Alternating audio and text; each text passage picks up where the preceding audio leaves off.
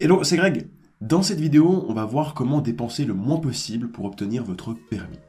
Cette vidéo s'adresse à ceux qui ont ou auront de la facilité à conduire. Car comme dans tous les domaines, et c'est normal, il y a des personnes qui ont de plus grandes difficultés à comprendre l'intuition derrière la conduite et à conduire instinctivement. Donc si vous avez de la peine, prenez le temps. Ce qui compte, c'est d'avoir votre permis et pas de l'avoir le plus rapidement possible. Je suis tout à fait conscient de l'injustice que certaines personnes vivront, car si vous avez de la peine, ça implique que vous devrez prendre plus d'heures de conduite et donc dépenser plus.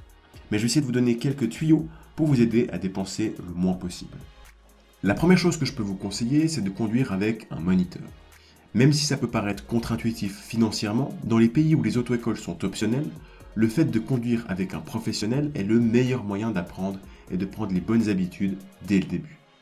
Ensuite, plutôt que d'essayer de conduire un maximum en espérant que les réflexes viendront avec le temps, essayez de comprendre ce que vous faites et pourquoi vous le faites. De cette manière, vous faites comprendre à votre cerveau comment fonctionnent les choses et vous aurez besoin de moins de pratique pour assimiler les choses. Par exemple, prenons l'autoroute. L'autoroute est une partie assez complexe du permis et il y a plusieurs choses à retenir, comme par exemple ne pas couper la ligne blanche en insertion, rester sur la voie de droite si on ne veut pas dépasser et que notre vitesse est suffisante, etc. Et le fait de retenir ces points en dehors de vos heures de conduite, vous allez les mémoriser plus facilement et pourrez les appliquer en situation. Ça vous permet donc de réduire vos nombres d'heures de conduite. Un autre point essentiel, c'est de passer votre permis, si vous le pouvez, dans une région bon marché. Vous n'êtes pas sans savoir que l'heure d'auto-école peut aller du simple au double entre Lille et Paris. Donc prenez en compte le coût d'une leçon de conduite avant de signer un contrat avec une auto-école. Si vous vivez à Paris, essayez de sortir un peu du centre. Les prix seront alors plus bas. Faites toutefois attention, les prix extrêmement bas sont souvent trompeurs. Renseignez-vous toujours sur l'auto-école et les taux de réussite. Un point très important, c'est d'éviter l'échec. Alors, c'est facile à dire, mais ce que je veux dire par là, c'est de vous présenter à l'examen en étant prêt. Car si vous prenez le moins d'heures de conduite possible et que vous ratez votre examen, vous devrez reprendre des heures, repayer l'examen, etc. Alors que si vous aviez pris peut-être une leçon de plus, vous auriez peut-être fait la différence et évité l'échec et donc économiser de l'argent.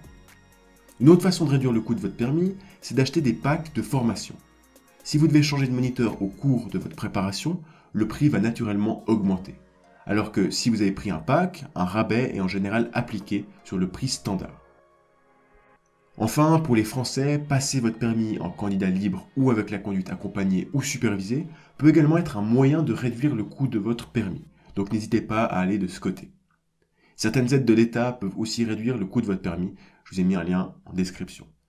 Voilà, j'espère que ces petits tips vous auront aidé à peut-être réduire le coût de votre permis. Comme d'habitude, si vous souhaitez accéder à 27 conseils pour mieux conduire et préparer votre examen grâce à des astuces, je vous ai mis un lien dans la description et c'est complètement gratuit. J'espère que cette vidéo vous aura aidé. N'oubliez pas de vous abonner et de mettre un j'aime. C'était Greg. Allez, ciao.